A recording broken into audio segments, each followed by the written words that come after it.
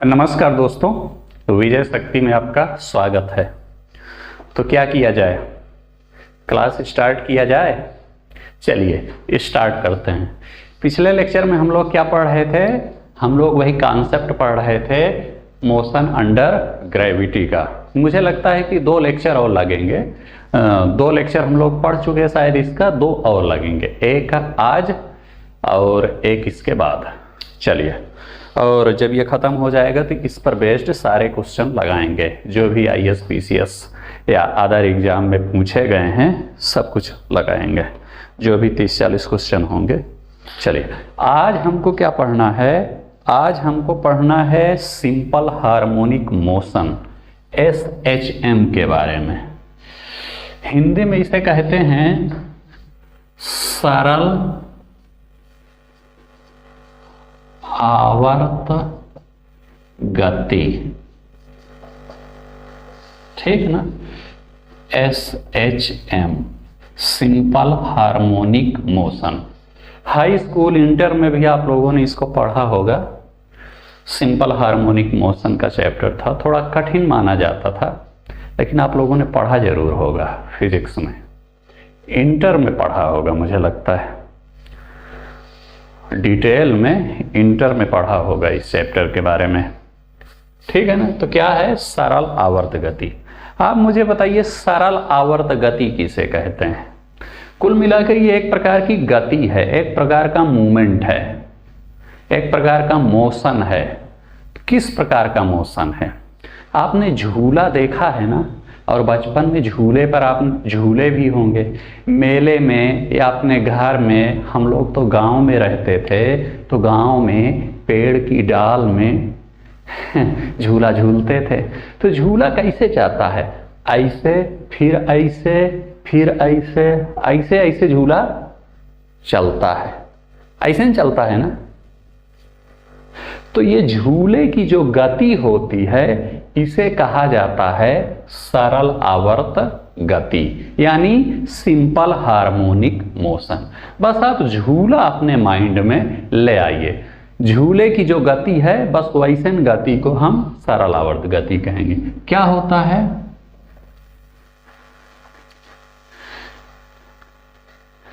पहले ऐसे जाएगा, फिर ऐसे जाएगा, फिर ये ऐसे जाएगा। ये कहीं एक सेंटर पॉइंट होता है, पहले उधर, फिर इधर, फिर इधर। इस प्रकार से होता है झूले की गति। और यहाँ से कुछ ऐसे रस्सी उस्सी बंधी होती है। अभी उतना ना जाइए कि उसमें 4 रस्सी बंधी होती, 2 रस्सी। कुल मिला के ऐसा होता है। यही जो है ऐसे जाएगा, ऐसे आएगा, फिर ऐसे जाएगा। कुल मिला के इस प्रकार की गति झूले की होती है। चलिए, तो सरल आवर्त गति के बारे में थोड़ा सा पढ़ते हैं। इसमें होता क्या है? ये तो मैंने झूले के एग्जाम्पल बताया। एक आपने घड़ी देखी होगी, जो थोड़ा फैंसी घड़ी होती है, जिसमें नीचे नाच रहा होता है ना, ऐसे ऐसे करके। आप लोगों ने देखी है कि नहीं? मेरे पास है। हाँ, कहेंगे तो आपको दिखा दूंगा, समझे? तो होता क्या है कि मान लिया यहां से, या आप छोड़िए ना, घड़ी का उदाहरण याद रखिए ना, झूले का याद आ जाए तो ठीक है, नहीं याद आए मैं आपको बता रहा हूं कि होता क्या है। मान लिया यहां से एक ये कुछ लट्टू बंधा हुआ है, ठीक है? अब ये लट्टू का थोड़ा सा अगर आप धक्का देंगे तो पहले ये इधर जाएगा, धक्का देके छोड़ दीजिए, फिर क्या होगा? ये यहाँ जाएगा, फिर क्या होगा? ये यहाँ जाएगा। ऐसे आकृति करेगा। कुल मिला के ये तो ऐसे करेगा, ऐसे ऐसे, फिर ऐसे, फिर ऐसे, ये इस प्रकार से करेगा। समझे कि नहीं? यहाँ ये बांधा हुआ होगा। तो मैं आपको थोड़ा सा उसको साइंटिफिकली दिखाने के लिए कह रहा हूँ कि पहले ऐसे गया, फिर ऐसे आया, फिर ऐसे गया। हाँ, और ये लट्टू जो है किसी रस्सी से बांधा हुआ है। तो मैं क्या कहा कि ये लगभग जो है मिड पॉइंट, मुझे मिड पॉइंट के हिसाब से इसको मैं दिखा रहा हूँ कि पहले वही देखिए, नीचे नहीं आ गया होगा। यह तो मैं आपको समझाने के लिए कर दें। ये अपना ऐसे नाच रहा होगा, मुझे लगता है कि मैंने ज़्यादा दिखा दिया क्या? हाँ, यहाँ से कंफ्यूज हो जाइएगा आप। ये लट्टू पहले ऐसे गया होगा, फिर ऐसे आया होगा और फिर ऐसे आया होगा। ये है लट्टू। समझे कि नहीं समझे?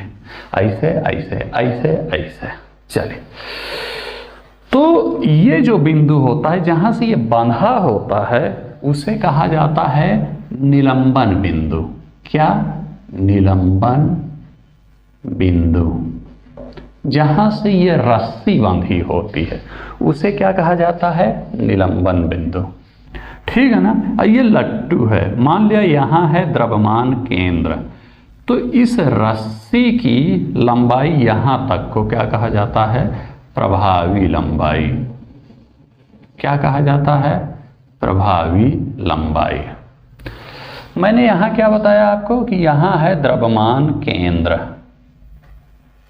निलंबन बिंदु से द्रव्यमान केंद्र के बीच की दूरी को प्रभावी लंबाई कहा जाता है।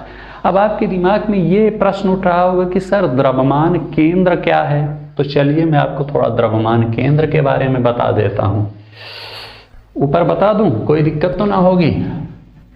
चलिए, द्रव्यमान केंद्र दिख रहा है कि नहीं? लिख लीजिएगा द्रव्यमान केंद्र किसे कहते हैं। किसी वस्तु का समस्त द्रव्यमान जिस एक बिंदु पर कार्यरत होता है उसे उस वस्तु का द्रव्यमान केंद्र कहते हैं। मान लिया एक ये वस्तु है, तो ऐसा कहा जाता है कि इस वस्तु का समस्त द्रव्यमान किसी एक बिंदु पर सेंट्रलाइज होगा, एक बिंदु पर केंद्रित होगा। यानी इस बिंदु को क्या कहा जाएगा? द्रव्यमान केंद्र।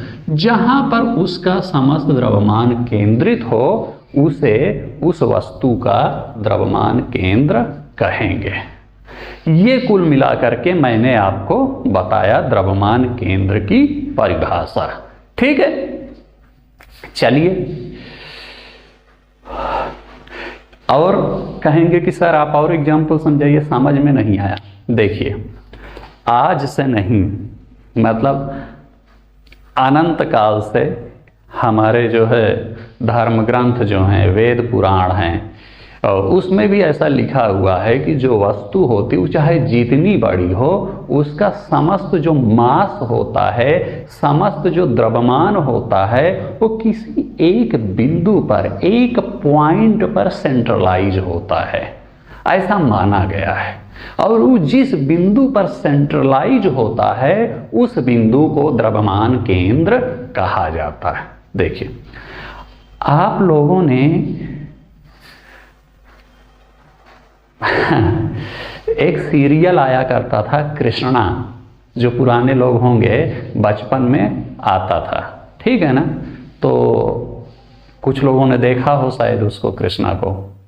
हाँ, शायद मुझे लगता है कि, अब मुझे याद नहीं कब आता था, अभी भी यूट्यूब पे आप देख लीजिएगा, या नहीं भी देखा होगा तो आप लोगों ने एक बात सुनी होगी कि जो भगवान कृष्ण थे, भगवान कृष्ण ने गोवर्धन पर्वत को अपनी उंगली पर उठा लिया था, ऐसा आप लोगों ने सुना होगा।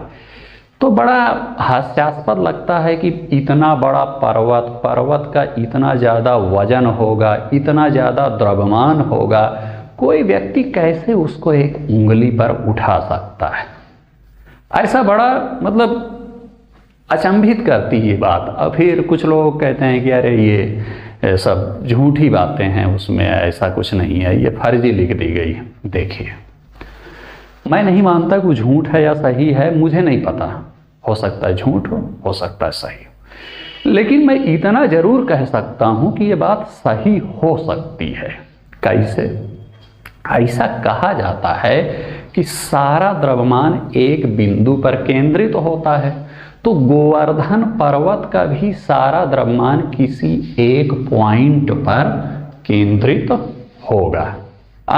और अगर उस पॉइंट पर हम उंगली रख दें तो हम उठा सकते हैं। इसमें कोई दो राय नहीं है। लेकिन समस्या यह है कि वो पॉइंट एग्जैक्ट कहाँ है ये हमको पता नहीं होता। ठीक है ना। भगवान किसको पता रहा होगा कि पॉइंट कहाँ है, डायरेक्ट उसी पर उंगली लगाया और गोवर्धन पर्वत उठ गया। हंसने की बात नहीं है, हालांकि हंसी आ जाती कैसे हो सकती।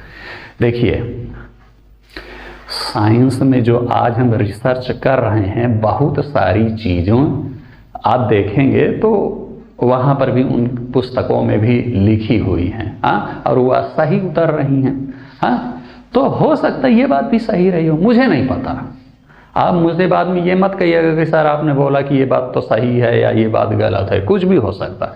मैं आपको सेंटर ऑफ मास यानी द्रव्यमान केंद्र, सेंटर ऑफ मास यानी कि वह सेंटर जहां पर उस वस्तु का समस्त मास कार्यरत हो, केंद्रित हो।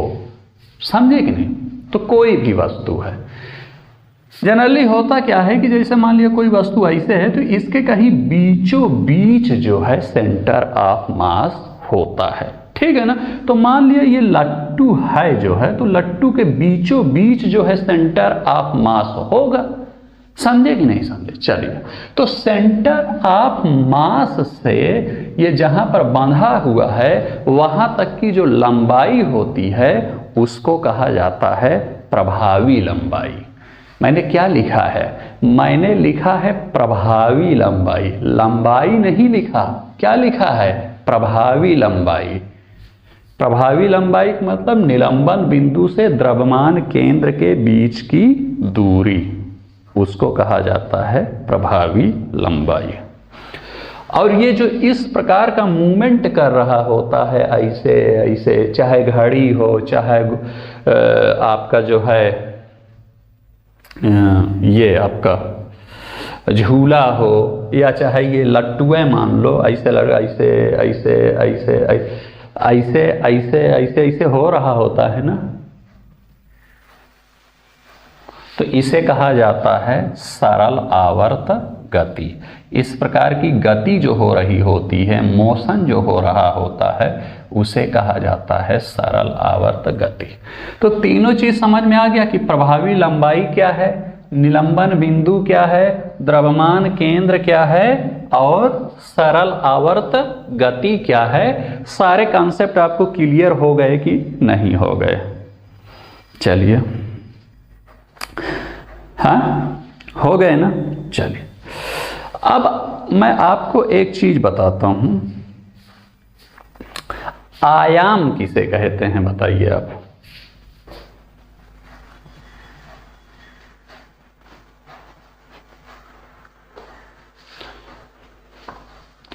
देखिए, ये जो बीच वाली स्थिति होती, मान लिया वो ऐसे ऐसे ऐसे ऐसे घूम रहा, तो कहीं पर कुछ ऐसे बीच की स्थिति बन रही है ना, ये स्थिति ऐसे, ये बीच की स्थिति बन रही, इसके इस साइड जा रहा है और इसके इस साइड जा रहा है, ऐसे जा रहा होता है। तो ये जो बीच वाली स्थिति होती है उसे कहा जाता है मध्यमान स्थिति। क्या कहा जाता है, मध्यमान स्थिति। मध्य का मतलब है होता है बीच, तो इस स्थिति को कहा जाता है मध्यमान स्थिति। तो मध्यमान स्थिति से जितना उधर या जितना इधर वो दूरी तय कर ले उसी को कहा जाता है आयाम। मान लिया हमने थोड़ा सा पुश किया, ये है मध्यमान स्थिति मान लिया, और हमने इस पर थोड़ा सा पुश कर दिया, थोड़ा सा बल लगा दिया, तो ये ऐसे यहाँ तक पहुँच गया। तो ये जहाँ तक पहुँचा वहाँ से लेकर के इस मध्यमान स्थिति की दूरी को कहा जाता है आयाम। ठीक है ना। ऐसे पुश किया, यहाँ तक पहुँचा, तो यहाँ से लेकर के मध्यमान स्थिति के बीच की अधिकतम दूरी को आयाम कहते हैं। जितना अधिक से अधिक दूर तक पहुंचा। अब आप ये मत कहिएगा कि ऐसे पहुंच कर ऐसे गया, मतलब ये है मध्यमान स्थिति और यहाँ से ऐसे पहुंचा, हाँ, तो ये यहाँ से लेकर के यहाँ तक की दूरी को कहा जाएगा क्या, आयाम। अब ऐसे जाएगा यहाँ तक, फिर ऐसे लौटेगा, मान लिया ऐसे लौटा यहाँ, तो आप ये मत कहिएगा कि ये जो यहाँ से यहाँ तक की दूरी, जितनी दूर तक वहाँ गया होगा, अधिकतम जितनी दूर तक अधिकतम जितनी दूर तक यहाँ तक गया होगा देख लीजिएगा, उस दूरी से इस मध्यमान दूरी को नाप लेंगे, उसी को कहा जाएगा आयाम।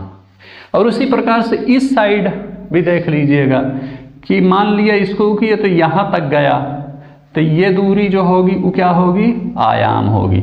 यहाँ पर ये दूरी क्या होगी, आयाम होगी।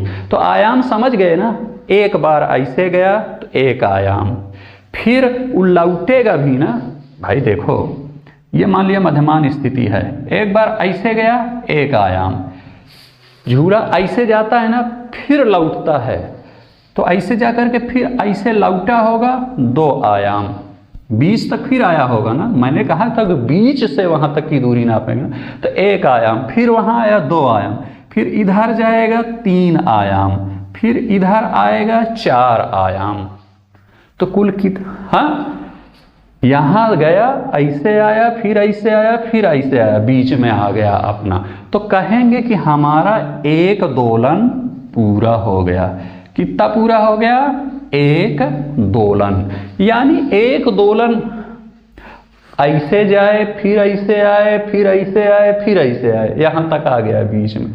बीच से चला था, उधर गया, फिर आया, फिर उधर गया, फिर इधर आया। हाँ, दो बार कुल मिला करके उधर आया गया और दो बार इधर आया गया, तो हम कहेंगे कि एक दोलन हमारा पूरा हो गया।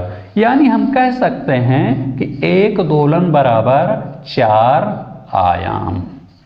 कह सकते हैं ना, लिख लीजिए इसको कि एक दोलन बराबर चार आयाम, क्योंकि आयाम मैंने बताया एक बार ऐसे गया तो एक आयाम, फिर वहां से एक बार बीच तक लौटा दो आयाम, फिर इधर एक बार गया तीन आयाम, फिर इधर से बीच तक लौटा चार आयाम। जब ये इस प्रकार से चार आयाम पूरा कर लेगा तब हम कहेंगे कि हमारा एक दोलन पूरा हो गया। तो दोलन समझ में आ गया। मध्यमान स्थिति वही मध्य की स्थिति, बीच की स्थिति। आपको मध्यमान स्थिति भी मैंने आपको बता दिया, दोलन भी बता दिया, आयाम भी बता दिया, समझ गए। चलिए,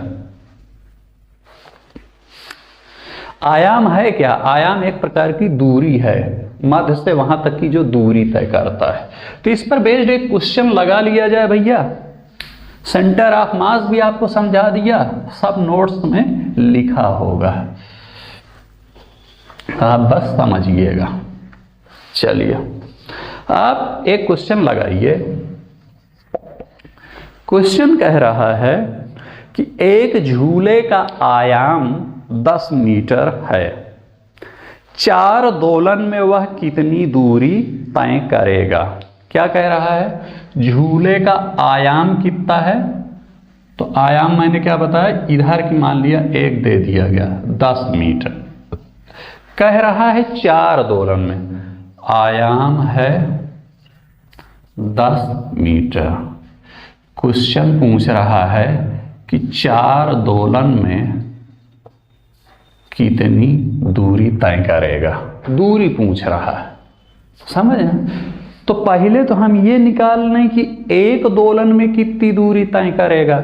जब एक दोलन में हमको दूरी पता चल जाएगी तो हम उसको 4 से गुणा कर देंगे और इस प्रकार हमको पता चल जाएगा कि 4 दोलन में यह कुल कितनी दूरी तय करेगा। चलिए, तो मैंने आपको बताया वहां पर कि एक दोलन बराबर होता है 4 आयाम, और एक आयाम में कितना है 10 मीटर, तो 4 आयाम में 4 × 10 बराबर 40 मीटर। यानी कि हम ये कह सकते हैं कि एक दोलन में 40 मीटर की दूरी तय करेगा वह झूला। और हमें क्वेश्चन क्या दिया है कि 4 दोलन, समझे। 4 दोलन मतलब हमको 16 आयाम हो जाएगा। तो 4 दोलन में कितना करेगा, 4 दोलन में 4 × 40 बराबर 160 मीटर। यानी 4 दोलन में झूला कुल मिलाकर के 160 मीटर की दूरी तय करेगा। समझे कि नहीं समझे, समझ में आया, नोट कर ली, स्क्रीनशॉट ले लो भैया, खट से वो कर लेना। मोबाइल ना चल रही हो तो भी बताओ। चलिए,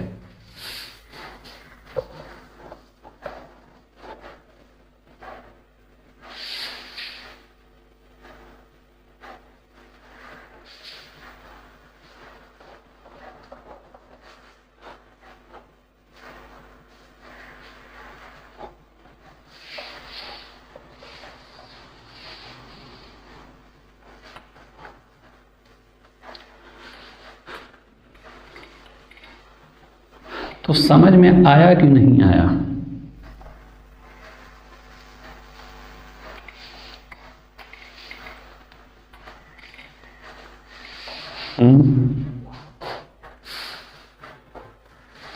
चलिए अब अगला चीज समझते हैं, आवर्तकाल।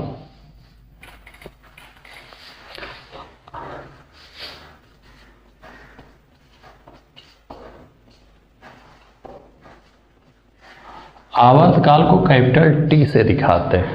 समझे आवर्तकाल क्या होता है? एक दोलन तय करने में जितना समय लगता है उसे ही आवर्तकाल कहा जाता है। तो क्या है?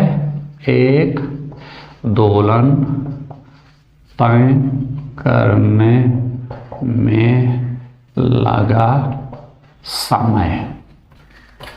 समझे क्या है? एक दोलन तय करने में जितना समय लगता है उसे ही आवर्तकाल कहा जाता है। समझे? इसका फार्मूला होता है, इधर देखें, T equal to 2 pi under root L by g. L गलत बन गया क्या? पहले बता दिया, मेरी राइटिंग अच्छी नहीं बनती।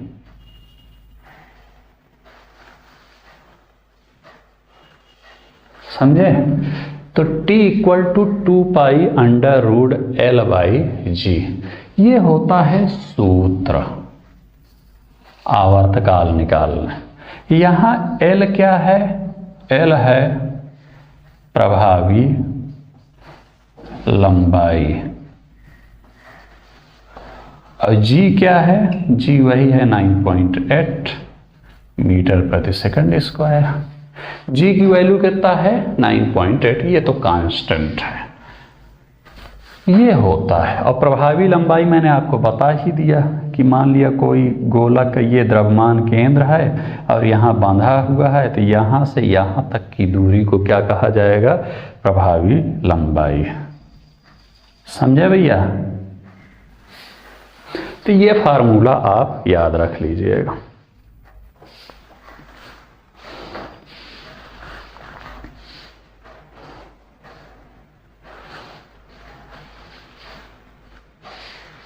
मतलब अगर ये है कोई, तो इसको एक दोलन पूरा करने में, यानी 4 आयाम पूरा करने में इतना समय लगेगा। कितना समय लगेगा? इतना समय। 2 पाई, पाई की वैल्यू आपको पता है 22/7 होती है, अंडर रूट L। L का मतलब क्या है? नाप लीजिएगा कि ये लंबाई कितनी है, प्रभावी लंबाई, और बटे जी। जरा ये बताइए, इस सूत्र में कहीं m लिखा हुआ है? नहीं लिखा हुआ है। यानी कि ये जो चीज है, गोला जो है, वो चाहे ज्यादा वजन का हो चाहे कम वजन का, T पर कोई फर्क नहीं पड़ेगा। चूंकि हमको जब T निकालना होगा तो हम क्या करेंगे? 2 पाई कर देंगे, अंडर रूट L बाई जी कर देंगे। हाँ, जितना ये लंबाई होगी बटे जी कर देंगे, हमारा T निकल आएगा। मान लिया कह रहा है कि एक क्वेश्चन दे दिया कि 10 किलो का लट्टू है, हाँ 10 केजी का लट्टू है और प्रभावी लंबाई है 20 मीटर। 20 मीटर की रस्सी से बंधा है।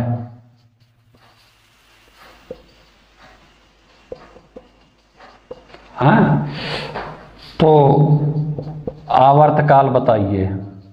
आवर्तकाल मान लिया पूछा, लिख लीजिए क्वेश्चन। तो आप क्या करेंगे?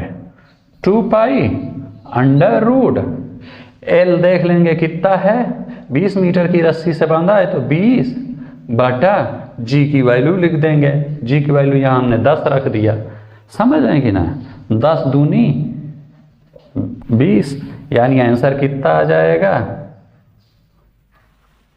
2√2 पाई, ये आंसर आ जाएगा।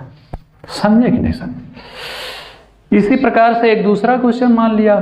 क्वेश्चन क्या कह रहा है कि 10 केजी ना करके इसको कर दिया 20 kg कि 20 kg का एक लट्टू है, 20 मीटर की रस्सी से बांधा है, तो उसका आवर्तकाल निकालिए। तो उसका भी जब आप निकालेंगे तो क्या निकलेगा, 2 पाई अंडर रूट जो है वहाँ पर जो है वही जिस रस्सी से बंधा हुआ है 20/10, इसमें भी आप देखेंगे कि वही 2√2 पाई ही आएगा।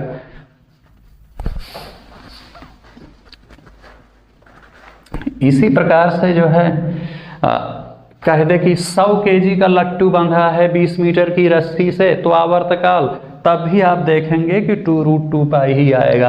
1000 kg का लट्टू बंधा है तब भी वही 2√2 पाई आएगा। यानी कि लट्टू का मास कितना है उससे कोई फर्क नहीं पड़ेगा आवर्तकाल में, चाहे लट्टू हल्का हो और चाहे लट्टू भारी हो, आवर्तकाल उतना ही रहेगा। ये तो मैंने आपको क्वेश्चन देके समझा दिया है। हाँ, किसी का भी निकालिएगा, कितना हल्के कितना वजन का सेमय निकलेगा, बराबर ही आएगा आंसर। हाँ, बाकी यहाँ से डायरेक्ट आप स्मार्टनेस दिखाया, थोड़ा सा स्मार्टनेस दिखाइए कि अगर इसमें कहीं m नहीं लिखा हुआ है सूत्र में, अगर सूत्र में m नहीं लिखा हुआ है यानी कि m की वैल्यू कहीं नहीं रखनी पड़ेगी, और जब m की वैल्यू नहीं रखनी पड़ेगी यानी कि m से कोई मतलब ही नहीं, m चाहे जितना ज़्यादा हो चाहे जितना कम हो। हमको मेनली देखना है रस्सी की लंबाई। लंबाई अगर बढ़ जाएगी तो आवर्तकाल बढ़ जाएगा, और लंबाई घट जाएगी तो आवर्तकाल घट जाएगा। द्रव्यमान चाहे जितना ज़्यादा हो जितना कम हो उसका कोई फर्क नहीं पड़ेगा। ठीक है ना। चलिए, तो इतना आपको समझ में आ गया यहां तक। चलिए इधर से आके देख लीजिए। अब यही है कि बोर्ड इतना छोटा है कि इसको कर दूं तो ये चित्र अभी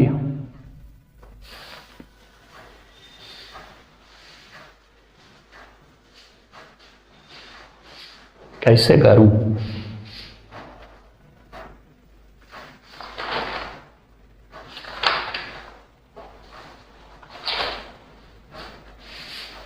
चलो फिर से बना दूंगा, कोई दिक्कत नहीं, लेकिन कितना बनाऊंगा यार।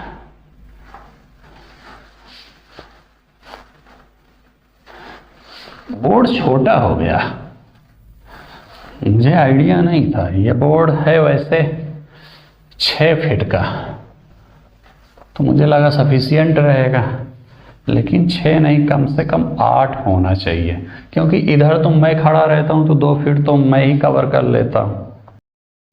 ठीक है ना। चलिए हमको तो मेनली समझना है, बाद में स्मार्ट बोर्ड लग जाएगा, बड़ा बोर्ड आ जाएगा। इस सूत्र को देखिए, इससे क्या लग रहा है कि अगर L हो गया ज्यादा तो क्या होगा, T हो जाएगा ज्यादा।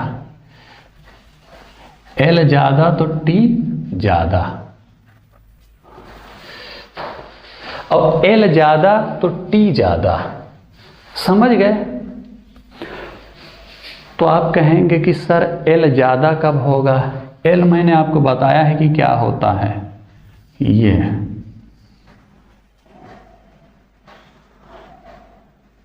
यहां तक की जो लंबाई होती है उसे L कहा जाता है।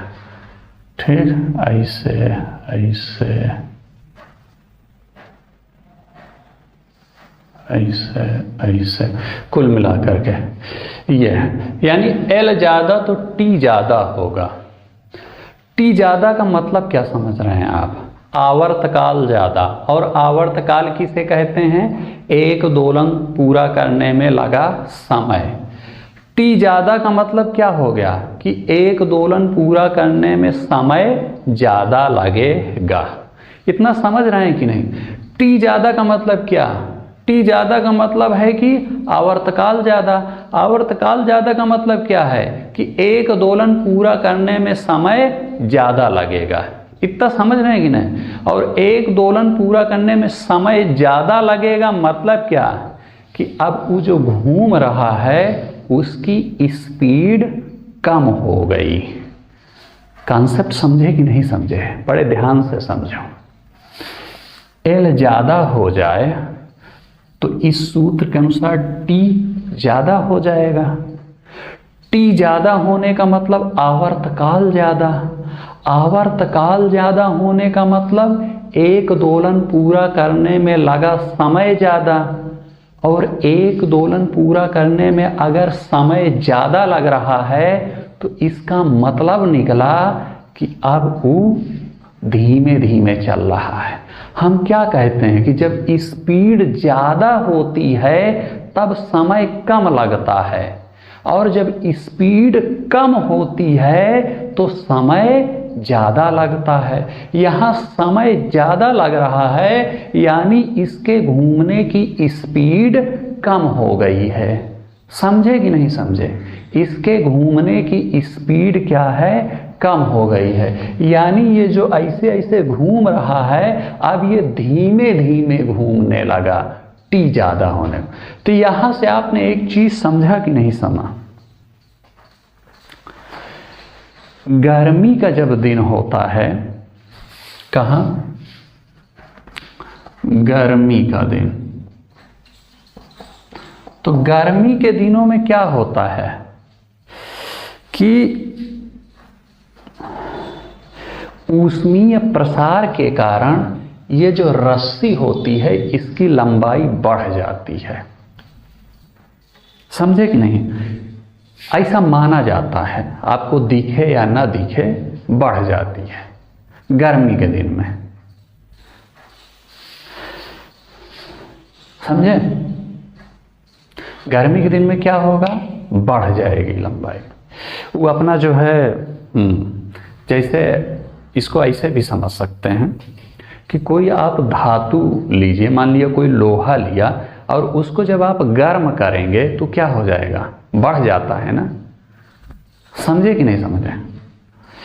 तो उसी प्रकार से रस्सी भी क्या होगी? गर्मी के दिनों में बढ़ जाएगी। कुल मिला के ये जान लीजिए, कभी आप देखें कि गर्मी का जो समय आता है तो आप क्या करते हैं? बड़ा मतलब फैल करके सोते हैं ना। हाँ, एरिया बढ़ जाता है ना। और जाड़े में सिकुड़ करके सोते हैं, यानी ठंडी के समय में आप सिकुड़ जाते हैं, आपका एरिया काफ़ी कम होता है। वही हाल सब चीज़, आपको लगता है कि आप ही ऐसा करते हैं, नहीं, रस्सी भी वैसा करती कि गर्मी के दिनों में कहती बढ़ जाएंगे और रस्सी के दिनों में वो सिकुड़ जाती है। अब ऐसा क्यों होता है? ऊष्मीय प्रसार के कारण होता है ऐसा। बाकी वो आगे जब हीट वाला चैप्टर पढ़ेंगे तो वहाँ आपको समझ में आ जाएगा। कुल मिला के ये जान लीजिए कि गर्मी के दिनों में किसी भी चीज़ की लंबाई बढ़ जाएगी। अगर गर्मी का दिन है तो क्या हो गया? एल बढ़ जाएगी, और एल बढ़ जाएगी तो क्या होगा? टी कम हो जाएगा, और जब टी कम हो जाएगा तो इसका मतलब क्या निकला? इसका मतलब क्या निकला? हाँ, कि एक दोलन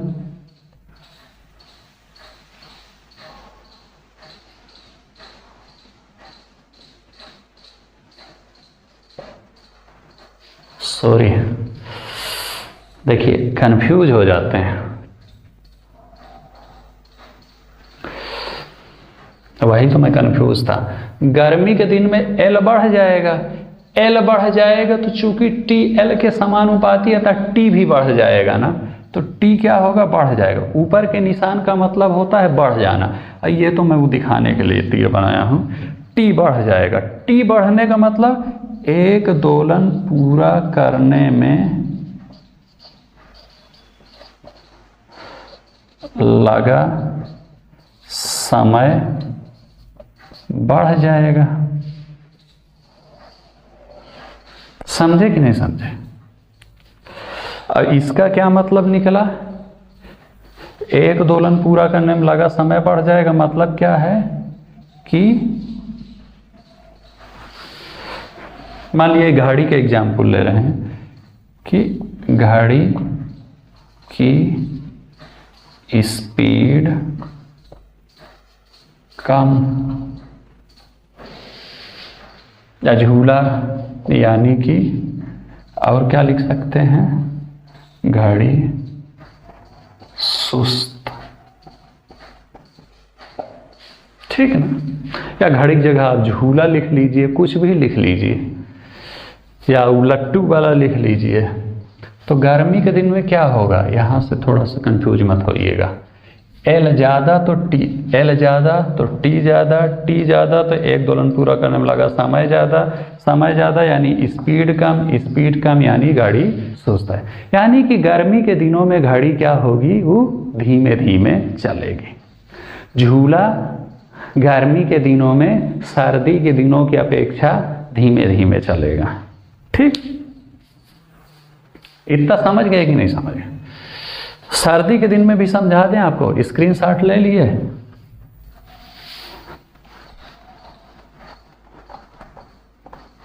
कुछ लोग कहेंगे कि घड़ी धीमे चलने का उसके उस नाचने से क्या संबंध है। भैया वो जो नाच रहा होता है ना, वो उसी हिसाब से नाच रहा होता है जिस हिसाब से आपकी सुई वहाँ चल रही होती है, समझे। अगर वो धीमे नाच रहा है तो समझ लीजिए कि आपकी सुई भी धीमे चल रही है। कंफ्यूज मत होइएगा। पहलू वाली घड़ी आप देखिएगा आज यूट्यूब पे, पेंडुलम वाली घड़ी डालिएगा वो कैसे चलती है। सर्दी का दिन में देख लीजिए, सर्दी का दिन है, चलिए होगा क्या। मैंने आपको बताया गर्मी के दिन में लंबाई बढ़ जाती है और सर्दी के दिनों में कुछ लंबाई सिकुड़ जाती है, कम हो जाए। भाई सर्दी का दिन आता है तो आप सिकुड़ के सोते हैं ना, तो रस्सी भी वही काम करती है। सर्दी के दिन में एल कम, एल कम तो टी कम, और टी कम तो यानी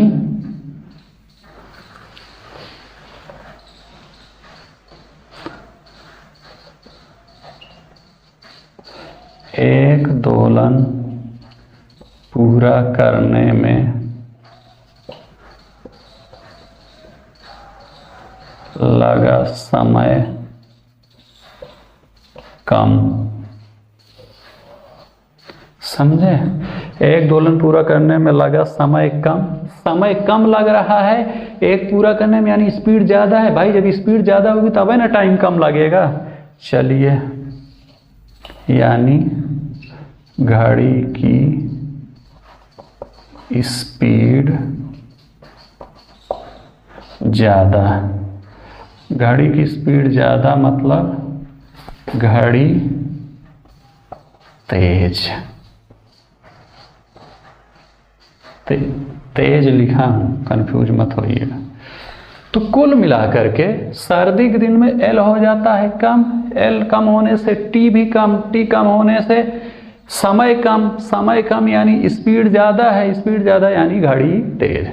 कुल मिलाकर के इससे ये समझ सकते हैं कि गर्मी के दिनों में घड़ी की स्पीड धीमे हो जाएगी और सर्दी के दिन में घड़ी के चलने की स्पीड तेज हो जाएगी। घड़ी हो, झूला हो, लोलक हो, कुछ भी चीज़ हो, अगर कंपैरेटिव आप तुलना करेंगे तो आप पाएंगे जो भी चीज़ ऐसे ऐसे गति कर रही होती है, ऐसे ऐसे, समझ है ना, उस सारी चीज़ों की स्पीड जो है गर्मी के दिन में कम हो जाएगी और सर्दी के दिनों में ज़्यादा हो जाएगी, ठीक। चलिए, अब मैंने ये क्या कहता, एल क्या होता है, एल होता है जहां से बंधा हुआ है, यानी निलंबन बिंदु से लेकर के सेंटर ऑफ मास के बीच की जो दूरी होती है उसे हम एल कहते हैं। ज़्यादा तेज बोल दिया क्या सर, मुझे लगता है ज़्यादा हिला दिया। चलिए कोई बात नहीं, आप खुश रहें, इसी में मेरी भी भलाई है और आपकी भी भलाई है। आपको सारे कॉन्सेप्ट समझ में आ जाएं और आईएएस तथा पीसीएस में जितने भी क्वेश्चन इस पर पूछे जाएं, वो सारे क्वेश्चन अगर आपसे सॉल्व हो जाते हैं तब मैं कहूँगा कि मेरी मेहनत सफल हो गई। समझे? चले,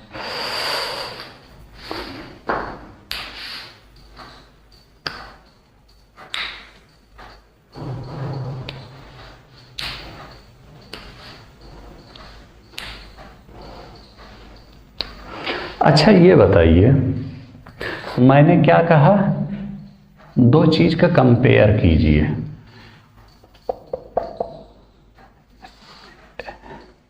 ये है, मान लिया ये एक झूला है, हाँ, इसकी लंबाई है L1, ठीक है ना। ये कहीं यहाँ सेंटर ऑफ मास है, तो यहाँ की लंबाई है L1, और एक झूला ये है यहाँ तक,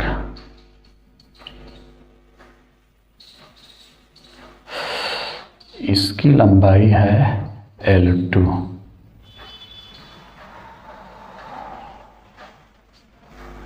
ठीक है ना, हाँ, इसकी लंबाई झूले की ज़्यादा है, इस झूले की लंबाई कम है। कौन झूला ज़्यादा तेज चलेगा? हाँ, कौन झूला ज़्यादा तेज चलेगा? L2 ज़्यादा है, मतलब इसकी लंबाई ज़्यादा है, यानी इस केस में T ज़्यादा होगा। T ज़्यादा यानी कि समय ज़्यादा लग रहा है एक दोलन पूरा करने में, यानी इस धीमे धीमे चलेगा, इसकी तुलना में ये धीमा चलेगा। समझे? इस कॉन्सेप्ट के अनुसार इससे क्या निष्कर्ष निकला कि अगर झूले की रस्सी ज़्यादा लंबी होगी तो झूला कम स्पीड से ऐसे ऐसे मूवमेंट करेगा। इसलिए अगर आप स्पीड ज़्यादा चाहते हैं तो झूले की रस्सी को छोटा रखिएगा। समझे? ठीक, चलिए, ये समझ गया? हाँ, समझ गए कि नहीं समझ गया? झूला, लट्टू, कुछ भी जो चीज़ रस्सी से बांधी हो और ऐसे ऐसे मूवमेंट कर रही हो, उसमें रस्सी छोटी रहेगी तो स्पीड उसकी ज़्यादा होगी। ठीक, चलिए एक चीज़ और बताइए, मैंने क्या बताया आपको कि सेंटर ऑफ मास क्या होता है, यानी द्रव्यमान केंद्र क्या होता है? द्रव्यमान केंद्र वह बिंदु होता है जहां पर वस्तु का समस्त द्रव्यमान केंद्रित होता है। उसको ऐसे भी लिख सकते हैं कि द्रव्यमान केंद्र वह बिंदु होता है जहां पर वस्तु का समस्त भार कार्यरत होता है। क्यों? क्योंकि भार बराबर होता है m × g, तो जहाँ पर द्रव्यमान ज़्यादा होगा वहाँ पर वो भी ज़्यादा हो जाएगा ऑटोमेटिक। तो कुल मिलाकर समझने के लिए आप इतना जान लीजिए, जहाँ पर भार ज़्यादा, कुल मिला के ये समझ लीजिए, जहाँ पर वस्तु का समस्त द्रव्यमान या समस्त भार केंद्रित हो उसे हम द्रव्यमान केंद्र कहेंगे। अभी चलिए ये बताइए, जब आप झूले पर, मैंने आपको क्या बताया कि मान लीजिए ये कोई गोला है, ठोस गोला, तो इसके कहीं बीचों बीच जो है सेंटर पर द्रव्यमान केंद्र होता है, यानी कहीं सेंटर पर एक पॉइंट ऐसा होता है जहां पर समस्त भार कार्यरत होता है। मैंने आपको ये बताया। चलिए,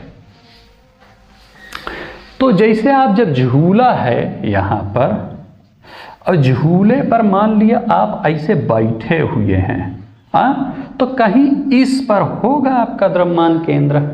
समझे?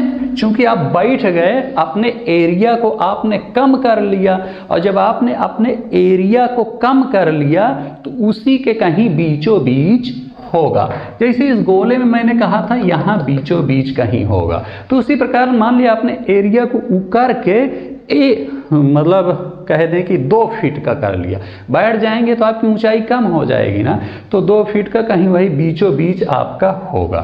एक दूसरी स्थिति देखिए, जब आप खड़े हो गए, मान लिया आप खड़े होने पर आपकी स्थिति ऐसी बन गई, तो द्रव्यमान कहाँ होगा?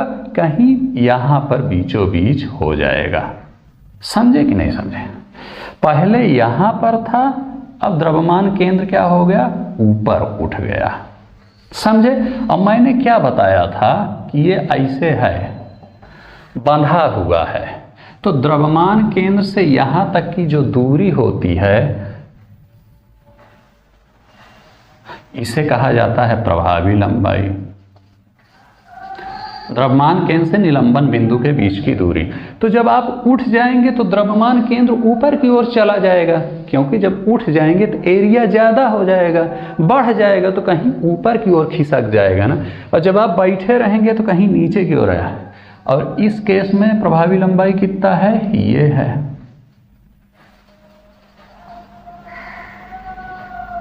कहने का कुल मिला कि ये है कि जब आप झूले से ऊपर उठ जाए। अच्छा ये बताइए, ये लंबाई ज़्यादा है कि ये लंबाई, ये वाली लंबाई ज़्यादा है, समझे, और ये वाली लंबाई कम है। कहने का मतलब जब झूले से ऊपर उठ जाएंगे तो द्रव्यमान केंद्र ऊपर चला जाएगा, और द्रव्यमान केंद्र ऊपर जाने का मतलब प्रभावी लंबाई हमारी कम हो जाएगी, समझे। और जब प्रभावी लंबाई कम हो जाएगी तो टाइम भी कम हो जाएगा, और टी कम होने का मतलब कि एक दोलन पूरा करने में समय कम लगेगा, और एक दोलन पूरा करने में समय कम लग रहा है, यानी हम ये कह सकते हैं कि स्पीड ज़्यादा हो गई। समझे?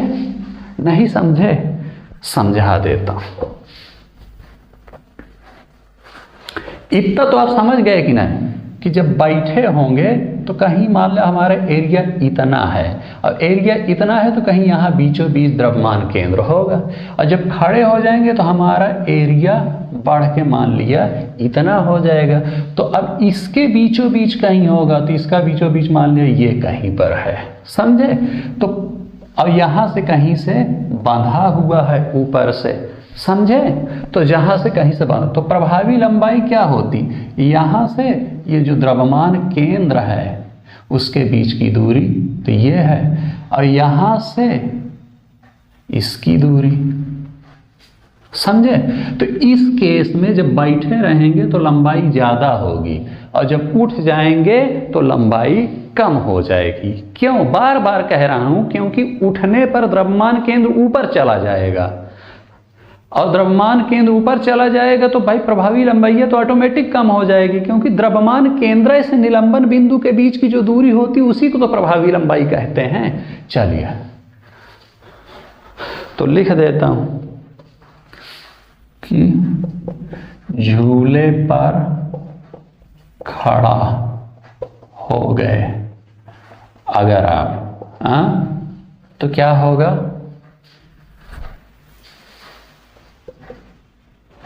द्रव्यमान केंद्र ऊपर चला जाएगा, यानी प्रभावी लंबाई कम हो जाएगी। और जब प्रभावी लंबाई कम हो जाएगी तो टी क्या हो जाएगा, कम हो जाएगा।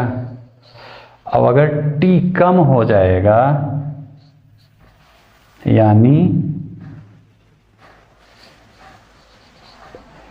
एक चक्कर कहें, दोलन कहें, चलिए मैं दोलन ही लिख देता हूं।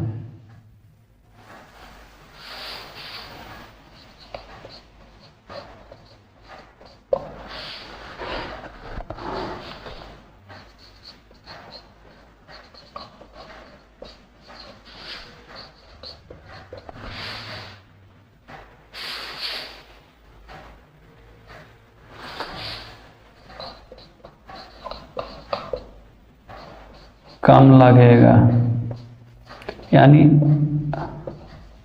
समय क्या लगेगा, कम लगेगा एक दोलन पूरा करने में। अब एक दोलन पूरा करने में समय कम लगेगा, यानी हम ये क्या कह सकते हैं कि स्पीड ज़्यादा हो गई। हम कह सकते हैं ना कि स्पीड क्या हो गई, ज़्यादा हो गई। स्पीड ज़्यादा हो गई यानी झूला तेज हो गया। समझ गए ना? यानी अगर आप झूले पर खड़े हो जाएंगे तो झूले की स्पीड ज़्यादा हो जाएगी। समझे? और इसका उल्टा कर लीजिए, अगर आप खड़े हैं और बैठ गए, एक दूसरी स्थिति देख लीजिए।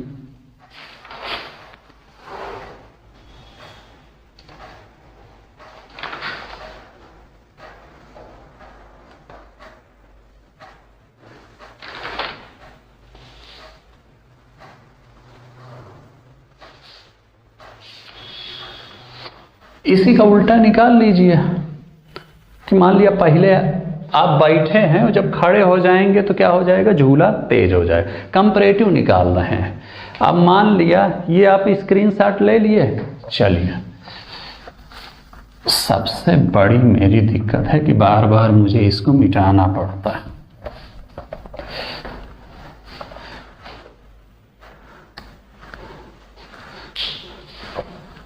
एक दूसरी स्थिति देख लीजिए कि ये था निलंबन बिंदु आपका, कहीं से यहाँ पर कहीं था। यहाँ पर पहले आप खड़े थे, जब खड़े थे तो सेंटर पॉइंट ये था, यानी यहाँ से यहाँ तक की दूरी थी L1। और जब बैठ गए तो सेंटर पॉइंट आ गया ये, हाँ, यानी कहीं यहाँ पर आ गया। सेंटर ऑफ मास यहाँ पर आ गया, यानी सेंटर ऑफ मास नीचे आ गया। पहले यहाँ पर था, यहाँ पर ऐसे ऐसे, अब इतना नीचे आ गया बैठ जाने पर। ये स्थिति थी खड़े होने पर, और ये स्थिति आ गई बैठ जाने पर। बैठ जाने पर सेंटर ऑफ मास नीचे आ गया। सेंटर ऑफ मास नीचे आने का मतलब कि प्रभावी लंबाई बढ़ जाएगी, और जब प्रभावी लंबाई बढ़ जाएगी तो क्या होगा, टी कम हो जाएगा, सॉरी टी बढ़ जाएगा। और टी बढ़ जाने का मतलब क्या है कि समय ज़्यादा लगेगा, समय बढ़ जाएगा, समय ज़्यादा लगेगा। समय ज़्यादा लगने का मतलब क्या है, स्पीड कम हो गई। समझे?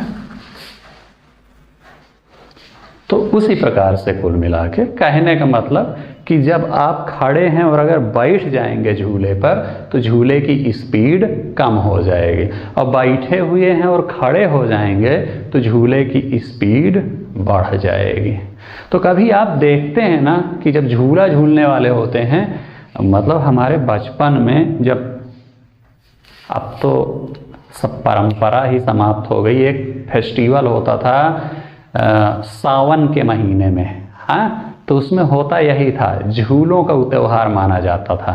तो उसमें क्या करते थे कि एक उस साइड और एक इस साइड, एक खड़ा हो रहा है एक बैठ रहा है, एक खड़ा हो रहा है एक बैठ रहा है। तो खड़े इसलिए होते थे ताकि स्पीड उसकी बढ़ जाए, और ऐसे ऐसे होता था। चलिए, वो आप जब टीवी वगैरह में देखिएगा झूला तो उसमें आपको समझ में आ जाएगा। कुल मिला के इतना आपको समझ में आ गया ना कि अगर झूले पर खड़े हो जाएंगे तो झूले की स्पीड बढ़ जाएगी, और झूले पर अगर बैठ जाएंगे तो झूले की स्पीड कम हो जाएगी, इस वाले फार्मूले से। ये फार्मूला कितना महत्वपूर्ण है ये आप देख लेना। और इसमें m कहीं नहीं लिखा, यानी झूले का द्रव्यमान कितना है इससे कोई फर्क नहीं पड़ेगा स्पीड में। समझे?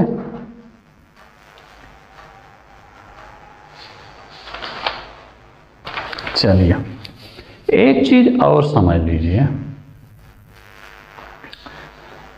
ये वाला फार्मूला आपको इस चैप्टर में हमेशा याद रहना है। ये वाला formula T equal to 2 pi under root L by g, ये है। जरा ये बताइए, अगर G जो है 0 हो जाए तो क्या होगा? तो हो जाएगा T equal to 2 pi under root L by 0। और मैंने आपको बताया था कि किसी भी चीज में अगर 0 से भाग देंगे तो आएगा अनंत।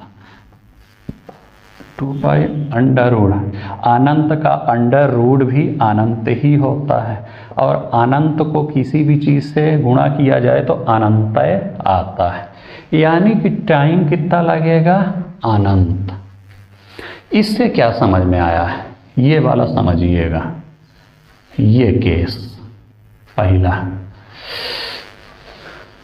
केस कि अगर g 0 हो जाए, कोई ऐसी जगह जहां पर g 0 है, तो इस फार्मूले से आवर्तकाल हो जाएगा अनंत। यानी ये कह सकते हैं कि कोई ऐसी जगह जहां पर g की वैल्यू 0 है, वहां पर एक दोलन पूरा करने में अनंत समय लगेगा।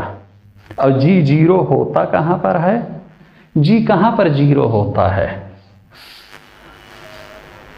g बराबर 0 कहां पर होता है, पृथ्वी के केंद्र में, और कहां पर होता है, अंतरिक्ष में। समझे? तो इससे क्या निकला कि पृथ्वी के केंद्र और अंतरिक्ष में अगर आप झूला झूलेंगे तो एक दोलन पूरा करने में अनंत समय लगेगा। अनंत समय का मतलब क्या होता है, ऐसा समय जिसका कोई अंत ही नहीं है। ये नहीं कह सकते कि 10 मिनट में पूरा कर लेंगे, 10 साल में पूरा कर लेंगे, 10,000 साल में पूरा कर लेंगे। भाई वो जो है अनंत समय लगेगा, यानी बहुत ज़्यादा समय लगेगा। कुल मिलाकर के आप मर जाएंगे, लेकिन आपका एक दोलन पूरा नहीं हो पाएगा। अगर आप पृथ्वी के केंद्र में जाकर के झूला झूलते हैं या अंतरिक्ष में जाकर के झूला झूलते हैं तो। समझे?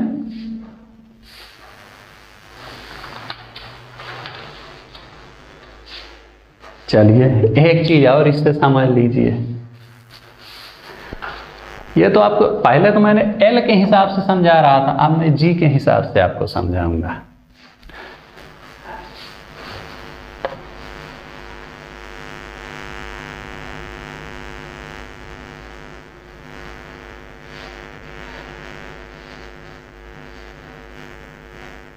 अच्छा सॉरी, एक चीज मैं जल्दबाजी में शायद आपको पहले गलत बता दिया क्या। मैंने शायद वहाँ पर ये बोल दिया था कि जी की वैल्यू होती है 9.8। देखिए जी की वैल्यू 9.8 होती है, समझे। लेकिन एक चीज़ याद रखिएगा कि जी की वैल्यू घटती बढ़ती भी है। आपको कल समझाया था ना कि ध्रुव पर अलग होगी, अंतरिक्ष में 0 होगी, पृथ्वी के केंद्र पर 0 होगी, विषुवत पर जी की वैल्यू ज़्यादा होगी, चंद्रमा पर जी की वैल्यू 1/6 होगी। समझे? तो अलग अलग स्थितियों में हमेशा मत कह दीजिए कि 9.8 होगी। चलिए ठीक है ना, बताया था ना कल कि ध्रुव पर जाएंगे तो जी की वैल्यू बढ़ेगी, यहाँ पर आएंगे तो घटेगी। ध्रुव पर जाएंगे तो जी की वैल्यू पर क्या फ़र्क पड़ेगा, विषुवत पर जाएंगे तो क्या फ़र्क पड़ेगा, ये सारी चीज़ बताया था ना आपको। देखिए एक का वर्ड मुझे लगता है कुछ मैं गलत बोल गया जल्दबाजी में, क्या समझ लीजिएगा उसको।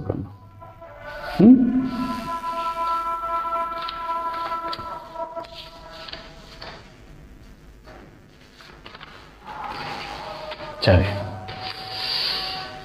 आप मुझे बताइए, जब ध्रुव पर जाते हैं तो क्या होता है, जी घटता है ना, घटता ही बढ़ता है। देखा मैंने कल कहा था ना कि ध्रुव पर से सैटेलाइट नहीं मतलब ध्रुव से सैटेलाइट नहीं छोड़ा जाता। क्यों? ध्रुव पर जी की वैल्यू ज़्यादा होती है, और ज़्यादा होगी तो ज़्यादा खींचेगी, इसलिए ईंधन ज़्यादा खर्चा होगा ऊपर जाने के लिए। उदाहरण वह याद रखिए कीजिए, समझो कि नहीं समझो। हाँ, अगर उदाहरण सही रखेंगे तो आपको कॉन्सेप्ट समझ में आ जाएगा। नहीं ये तो मिस हो जाता है यार कि ज़्यादा है कम है, क्या बोला था। उदाहरण ठीक, तो ध्रुव पर होती है जी की वैल्यू ज़्यादा, और ध्रुव पर अगर जी की वैल्यू ज़्यादा होगी यानी क्या होगा, टी कम होगा। टी कम होगा यानी क्या होगा,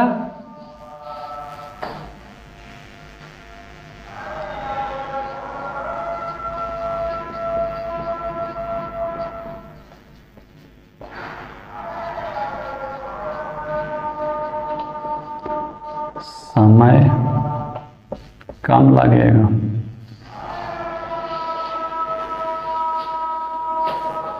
यानी क्या लिख सकते हैं, स्पीड ज्यादा। समझे? ध्रुव पर g की वैल्यू ज्यादा और t और g इनवर्सली प्रोपोर्शनल है, तो g ज्यादा तो t कम यानी समय कम यानी स्पीड ज्यादा है, तब है ना समय कम लग रहा है। तो कुल मिलाकर हम ये कह सकते हैं कि ध्रुव पर स्पीड ज्यादा हो जाएगी। चाहे गाड़ी हो चाहे झूला हो, जो भी चीज ये सिंपल हार्मोनिक मोशन में चल रही है उसकी स्पीड ध्रुव पर ज्यादा हो जाएगी। ठीक, समझ गए कि नहीं समझ गए?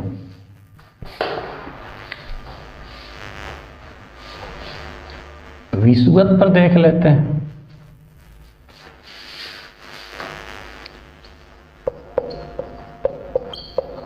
विषुवत पर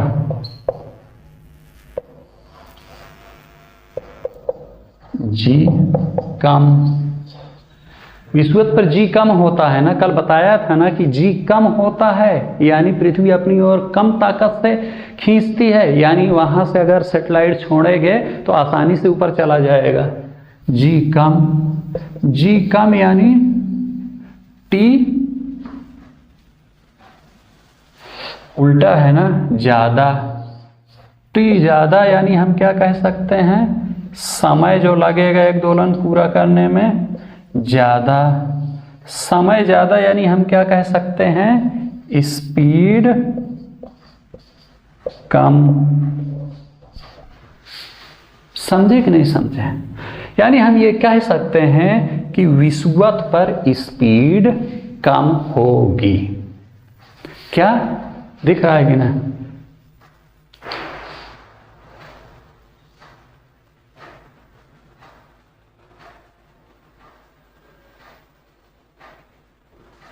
मुझे लगता है दिख नहीं रहा। ये स्पीड लिखा है, स्पीड कम हो गई। कुल मिलाकर के ध्रुव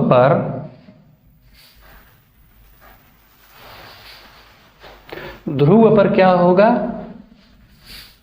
स्पीड ज्यादा हो जाएगी और विषुवत पर स्पीड कम हो जाएगा। क्या करें, ऊपर भी नहीं दिख रहा है नीचे भी नहीं दिख रहा है, क्या किया जाए बताओ? इतना छोटा बोर्ड है।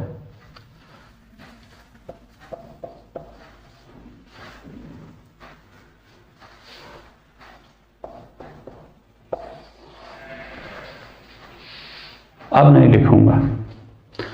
तो विषुवत पर आप जाएंगे तो स्पीड कम हो जाएगी और ध्रुव पर जाएंगे तो स्पीड ज़्यादा हो जाएगी।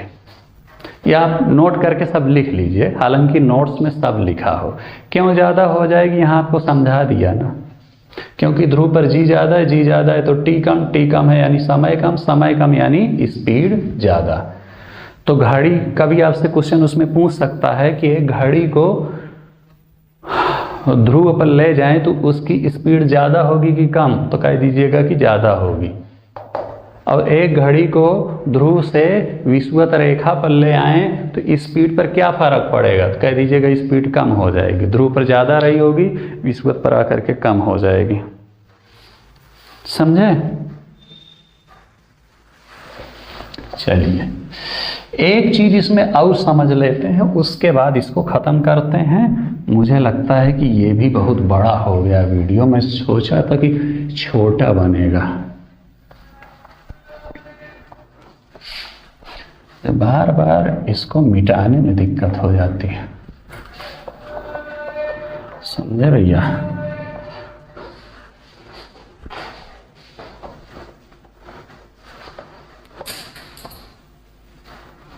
लोलक तो आप समझ रहे हैं ना किसे कहते हैं, वही जो ये चीज इधर जा रही, ये जा रही, वो जा रही, तो इसी को कहा जाता है लोलक।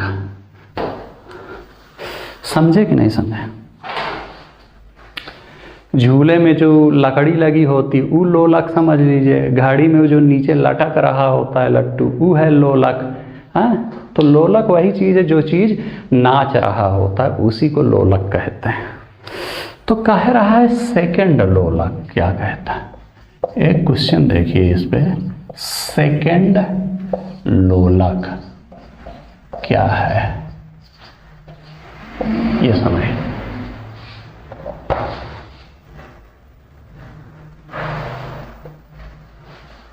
सेकंड लोलक, मार्कर गड़बड़ हो गया।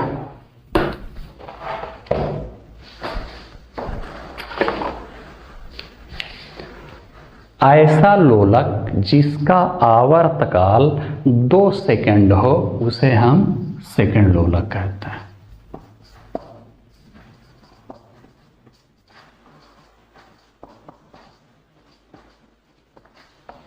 मैंने आपको क्या बताया था, ये लोलक होता है, ऐसे जाता है, ऐसे आता है, ऐसे आता है, ऐसे जाता है, ऐसे न होता है ना।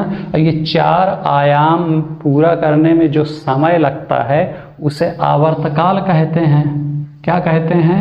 आवर्तकाल। ये जो 4 आयाम पूरा करने में जो समय लगता है इसे आवर्तकाल कहते हैं, ये मैंने आपको बताया। तो कोई ऐसा लोलक हो जिसे 4 आयाम पूरा करने में अगर 2 सेकंड का समय लग रहा हो तो उस प्रकार के लोलक को हम सेकंड लोलक कहेंगे। समझे? तो क्या है, t equal to 2 pi under root L by g. समझे? g की वैल्यू रख दो, t equal to 2 pi under root L by 9.8 यहाँ पर कर दीजिए, काटने में बड़ी दिक्कत हो जाती है। t क्या कह रहा है, 2 सेकंड है, तो t की जगह लिख दीजिए 2 pi under root L by 9.8। 1 हो गया तो 1 अपान पाई बराबर अंडर रूट L बटा 9.8।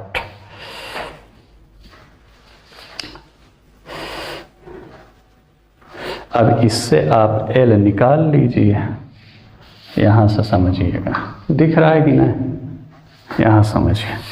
ये रूट इधर आएगा तो क्या हो जाएगा, 1 बटा पाई स्क्वायर बराबर हो जाएगा L अपान 9.8। तो L हो जाएगा 9.8 बटे पाई स्क्वायर। समझे? यह हो जाएगा 9.8 बटे 3.14 गुणे 3.14। इसको जब आप ऊ करेंगे तो कुल मिला करके ये निकलेगा लगभग, इसको ऐसे काटेंगे तो 1 निकलेगा, आंसर आएगा, यानी 1 मीटर। ये क्या है, ये L की लंबाई है। L बराबर कितना होगा, 1 मीटर। समझे? और L क्या है, प्रभावी लंबाई। भैया समझे कि नहीं, L क्या है, प्रभावी लंबाई।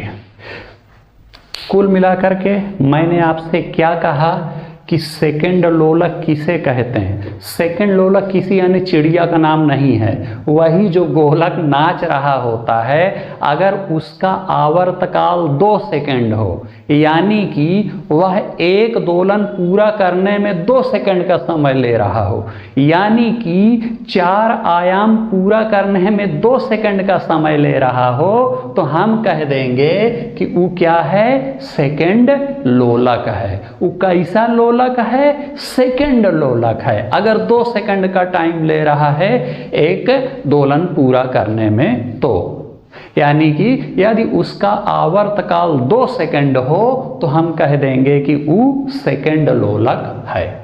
ठीक है ना? चलिए, कुछ नहीं, बस इतना है कि आवर्तकाल 2 सेकंड हो तो हम कह देंगे कि उलोलक कैसा है, उलोलक सेकंड लोलक है। चलिए, अच्छा यहाँ पर पुट करके देखिए, t बराबर होता है 2 pi under root L by g. g बराबर रख दीजिए 9.8 और t बराबर 2 रख दीजिए। रख दिया ना, 2 रख दो भैया। 2 रख दो, और इसको जब काटेंगे ऐसे ऐसे तो आपको L की वैल्यू निकल आएगी। L बराबर आएगा 1 मीटर। यानी हम ये कह सकते हैं कि ऐसा लोलक जिसका आवर्तकाल 2 सेकंड हो उसकी प्रभावी लंबाई 1 मीटर होगी। क्या? ऐसा लोलक जिसका आवर्तकाल क्या हो, 2 सेकंड हो, उसकी प्रभावी लंबाई कितना होगी, 1 मीटर होगी। यानी हम ये भी कह सकते हैं कि अगर ये लंबाई 1 मीटर है तो इसका आवर्तकाल 2 सेकंड होगा। कह सकते हैं कि ना? वही चीज तो वहां पर निकाला था कि अगर 2 सेकंड था तो प्रभावी लंबाई 1 मीटर निकली थी। यानी हम उसको उल्टा लिख दिए कि प्रभावी लंबाई अगर 1 मीटर है तो आवर्तकाल कितना होगा, 2 सेकंड होगा। यानी कि हम ये कह सकते हैं कि वहां से ये रस्सी इस प्रकार की हो कि प्रभावी लंबाई रस्सी की अगर 1 मीटर है तो हम कह सकते हैं कि वो सेकंड लोलक है। यहाँ से एक चीज और समझ सकते हैं ना कि सेकंड लोलक किसे कहेंगे, ऐसा लोलक जिसका आवर्तकाल 2 सेकंड हो। या एक चीज और कह सकते हैं ना कि ऐसा लोलक जिसकी प्रभावी लंबाई 1 मीटर हो।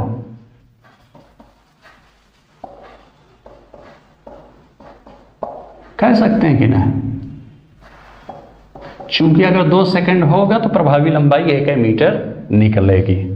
ठीक, तो सेकंड लोलक की परिभाषा आपको पता चल गई। ऐसा लोलक जिसका आवर्तकाल 2 सेकंड हो उसे सेकंड लोलक कहेंगे। या इस वाले ऐसे पुट अप करके जब t = 2π में सब रखोगे तो L 1 मीटर निकलेगी।